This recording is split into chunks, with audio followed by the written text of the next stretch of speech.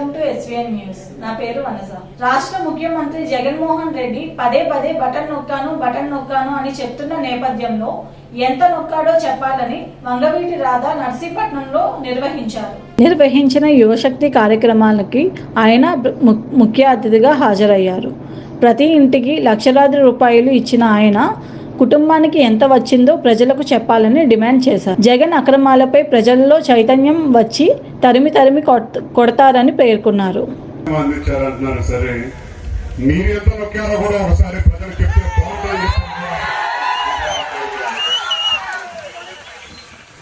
కుటుంబానికి 50,000 ఇచ్చారు, ₹1,00,000 ఇచ్చారని చెప్పి అంటున్నారు. మీ కుటుంబానికి ఎంత వచ్చిందో కూడా మీరు చెప్తే బాగుంటుందని చెప్పి కోరుకుంటా ఉన్నాం. నాకు ఏ సంస్థ లేదు, ఏ వ్యాపారం లేదు, ఏ మీడియా సహకరించట్లేదు అని చెప్పి అంటా ఉన్నారు.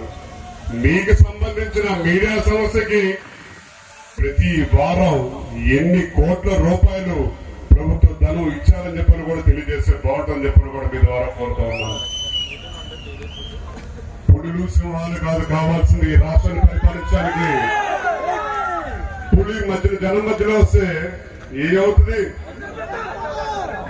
ముందు ప్రజలు భయపడతారు, ఇళ్లలో దాక్కుంటారు, తర్వాత చైతన్యం వస్తుంది. ముందు ఒకళ్ళు వస్తారు, తర్వాత 10 మంది వస్తారు, తర్వాత ప్రజలందరూ రోడ్డెక్కి తరిమి కొడతారు.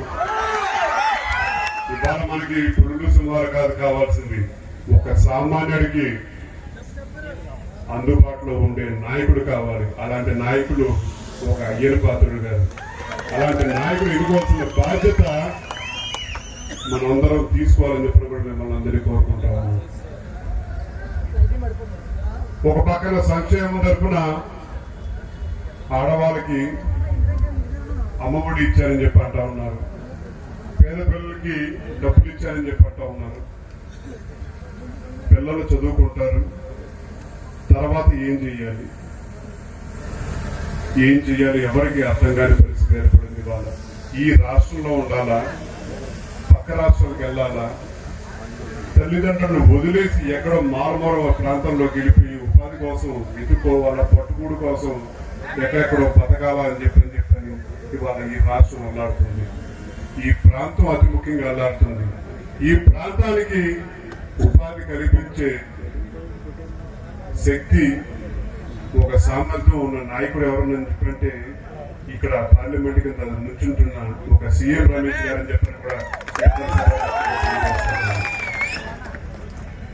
మీరందరూ ఎంతో విజ్ఞతతోటి ఆలోచించాల్సిన అవసరం ఉంది.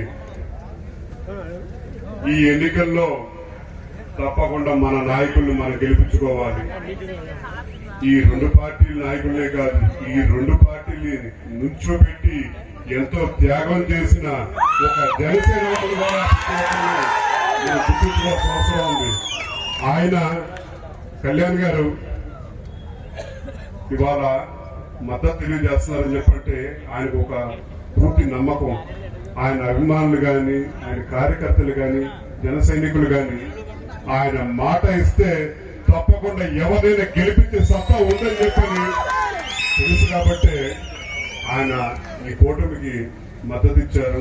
ఇవాళ ఈ అనకాపల్లి ప్రాంతంలో 3 చోట్ల పోటీ చేస్తా ఉన్నారు.